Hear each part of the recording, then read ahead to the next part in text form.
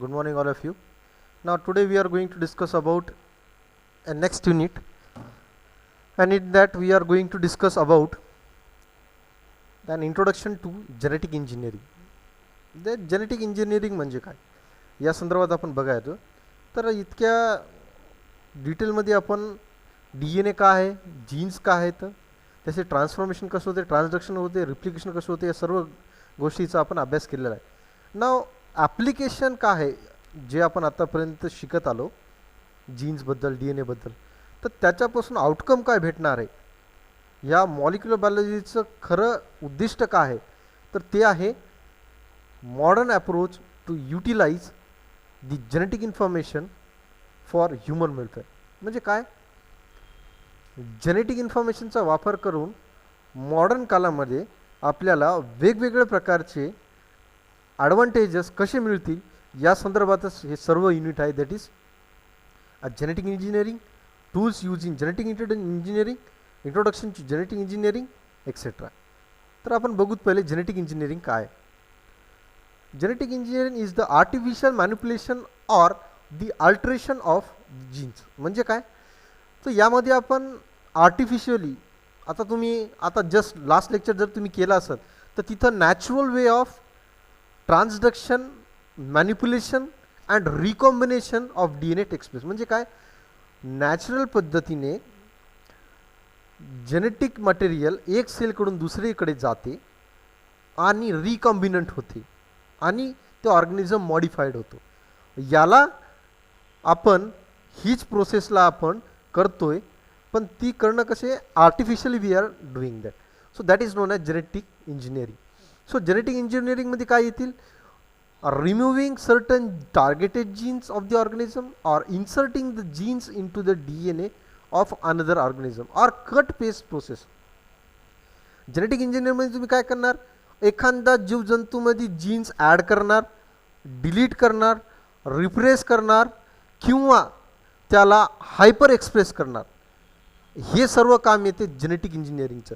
ढोबळ मनानं बोलायचं जर तुम्हाला इच्छा जर तुम्हाला सांगायचं तर जस्ट फॉर एक्झाम्पल, सो जे आज तुम्ही जे बघताय जेवढं पण संक्रमित असणारं जे फूड भेटते, मग तुम्हाला ते नॉनव्हेज असू द्या, व्हेज असू द्या, व्हेजमध्ये पण तुम्हाला वेगवेगळ्या प्रकारचे व्हरायटीज दिसतात. राईसचे पण नियर अबाउट 30,000 प्रकारचे राईसचे व्हरायटीज आहे. ते 30,000 प्रकारचे राईसचे व्हरायटीज आले कुठून. So this is generated by this technique only, that is genetic engineering technique only is responsible to produce such types of variety of products. तर मी एकच एक्झाम्पल दिलं राईसचं. वीटचं पण तसं खूप वेगवेगळ्या प्रकारचे वीट्स आपल्याला बघायला भेटतात आणि सोबतच असे खूपसे प्रोडक्ट्स आहेत ज्याच्यामध्ये व्हेजिटेबल्समध्ये पण आहेत आपल्याला भरपूर बीटी ब्रिंजल, ठीक आहे, बीटी टमॅटो एक्सेट्रा. तर वेगवेगळे असे खूप प्रकारचे आहेत. त्यामध्ये तुम्ही काय केलं, तुम्ही ॲक्च्युअली एखाद्या ऑर्गॅनिझमची ॲबिलिटी वाढवली bye genetic tools. So recombination म्हणजे काय, the recombination nothing but a recombination that is the alteration of DNA is called as recombination, that is change in the DNA of recombination. So genetic modified organism तुम्ही जर म्हणले GMO, genetically modified organism तुम्ही जर आज बोललो तर genetic modified ऑर्गॅनिझममध्ये आपल्याला खूप सारे ऑर्गॅनिझम्स बघायला भेटतात. आता की मी जस्ट एक्झाम्पल वनस्पतीबद्दल बोललो, तसं प्राणीमध्ये पण आहे जेनेटिकली मॉडिफाईड ऑर्गॅनिझम, जसं की जर्सी गाय आहे, पोल्ट्रीमधली जे चिकन्स आहेत ते आहेत, ठीक आहे, खूप सारे गोट्सचे व्हरायटीज आहेत एक्सेट्रा. तर हे जेनेटिकली मॉडिफाईड ऑर्गॅनिझम. तर ही जी तुम्हाला जेनेटिक इन्फॉर्मेशन अल्टरेट व्हायली, त्यामध्ये सर्वात महत्त्वाचं आहे रिकॉम्बिनेशन. म्हणजे बघा, री म्हणजे परत, कॉम्बिनेशन म्हणजे परत जोडायचे. काय जोडणार आहे तुम्ही, DNAला कट करून जोडणार आहे, मग ते ॲड करणार, डिलीट करणार, इन्सर्ट करणार किंवा सप्रेस करणार, एक्सप्रेस करणार, काय करायचं ते करणार, changes. That is manipulation and alteration of the genes, artificial copying of species of DNA from one organism to another organism, that is alteration and recombination.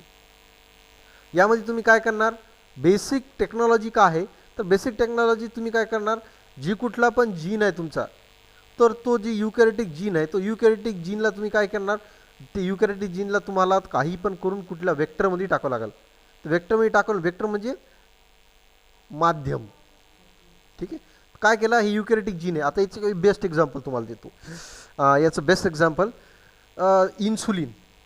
जर तुम्ही बघू शकता, जे डायबेटिक पेशंट्स आहेत, डायबेटिक पेशंट म्हणजे कुठले, की ज्यांना डायबिटीसची बिमारी आहे, शुगरची बिमारी आहे, तर तुम्ही लक्ष द्या, याच्यामध्ये कसं आहे, एक पुरुष बेटायबेशीर खाणं, त्याचं राहणं, मेटाबॉलिझम टोटली खराब झालेलं आहे, जेणेकरून त्याची स्प्लीन आणि पँक्रिया टोटली, पँक्रियाटिक ज्यूस हे ठीकसे बनू शकत नाही आहे.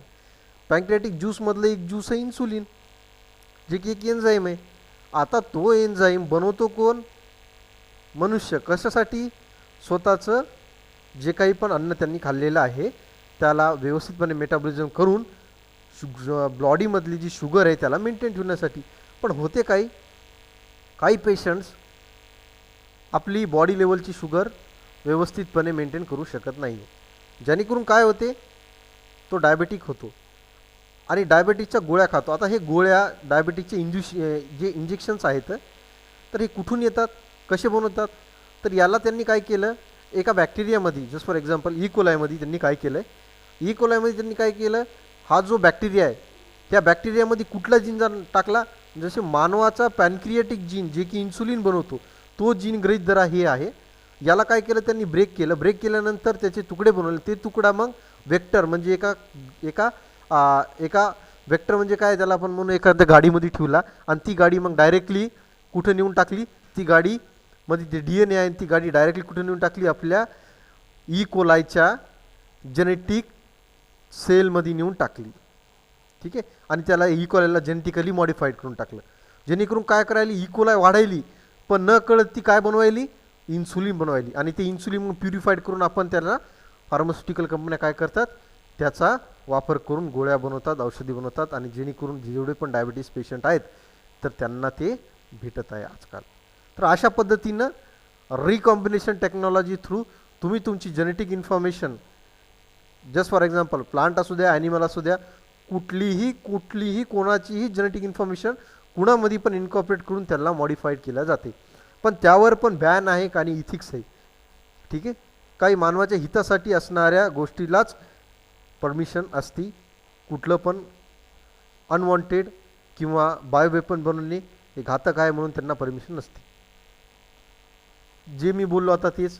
आणि एकदा ती जेनेटिक इन्फॉर्मेशन आतमध्ये आली की कंटिन्युअसली काय बनल बघा, DNA introduce into the host cell, propagation colonies produce number of colonies and it also produce the recombinant DNA and in such a way constantly the product is formed. म्हणजे एक सरीचा आता एकदा हे DNA याच्यामध्ये incorporate केला की त्याची automatic तो रिप्लिकेशन होतो आणि त्याचे कॉपीज बनवतो. जशी सेल वाढल तशी त्यांची संख्या पण वाढत जाईल.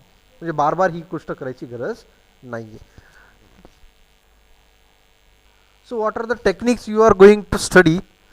तर यामध्ये आता जे तुम्ही शिकलेलं आहे जसं की ट्रान्सफॉर्मेशन, कंजुगेशन, ट्रान्सडक्शन, हे सगळे सोपे हे आहेत, हे नॅचरल वे आहे आणि यालाच आर्टिफिशियली पण तुम्ही घडून आणू शकता.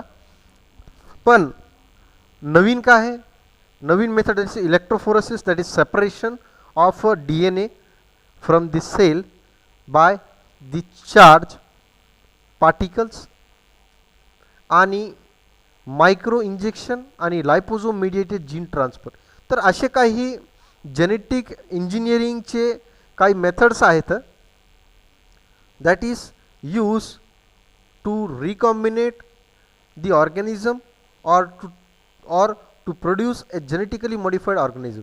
तर हे वेगवेगळे मेथड्स आहेत आणि जे आपल्याला शिकायचे आहेत. याच्याबद्दल डिटेलमध्ये आपण काय काय बघणार आहे, तर ह्या सर्व मेथड्सला जसे ट्रान्सफॉर्मेशन असू द्या, दॅट इज कंजुगेशन असू द्या, ट्रान्सडक्शन असू द्या, इलेक्ट्रोफोरेसिस असू द्या, तर या सर्वांना आता तुम्ही म्हणता DNA मी कट करून याचा DNA कट करून त्याच्यामध्ये टाकणार आहे. आर्टिफिशियली म्हणल्यावर तर तुम्ही स्वतःहून करणार आहे. तर स्वतःहून करण्यासाठी मग लागणारे कट कोण करणार, तुम्ही काय कैची घेऊन करू शकत नाही, त्यासाठी लागणारे एन्झाईम्स.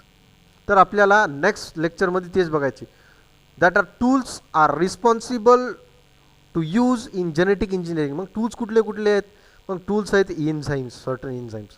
टूल्स कुठले आहेत, वेक्टर्स. टूल कुठले आहेत, प्लाझमिड्स. तर हे सर्व टूल्स आहेत जे की जेनेटिक इंजिनिअरिंगमध्ये आपण नेक्स्ट लेक्चरमध्ये बघणार आहे. या लेक्चरमध्ये आपण काय बघितलं, what do you mean by genetic engineering, then what are the advantages. We are also known that genetic engineering is essential to produce a transgenic organism or to increase the ability or the quality of the product by gene transfer or recombination process. तर यामध्ये आपण हे एवढंच बघितलं की genetic engineering काय आहे, त्याचे उदाहरणं कुठले ते आहेत बघितले, मेथड्स कुठले आहेत जेनेटिक इंजिनिअरिंगमध्ये, that is essential to study about it. आणि नेक्स्ट लेक्चरमध्ये आपण बघणार आहे हे जे आपण बोललो आज की जीन एकामधून दुसऱ्यामध्ये टाकलं, एक उदाहरण दिलं आपण इन्सुलिनचं, तर ते केल्या कसं जाते, जसं की डी एन एला तोडणं, जोडणं, ट्रान्सफर करणं, हे सर्व काही प्रोटीन्स दॅट इज एन्झाईमच्या मदतीने. आणि हे सर्व जे काही सामग्री लागणार आहे या रिकॉम्बिनेशन प्रोसेससाठी किंवा ट्रान्सडक्शन, ट्रान्सफॉर्मेशन, हे जे काही पण प्रोसेस आहेत हे सर्व जेनेटिक इंजिनिअरिंगमध्ये येते. याचे टूल्स जे आहेत ते एन्झाईम्स आहेत. आणि नेक्स्ट लेक्चरमध्ये आपण हे सर्व एन्झाईम्स, हे टूल्सला आपण स्टडी करणार आहोत. थँक्यू.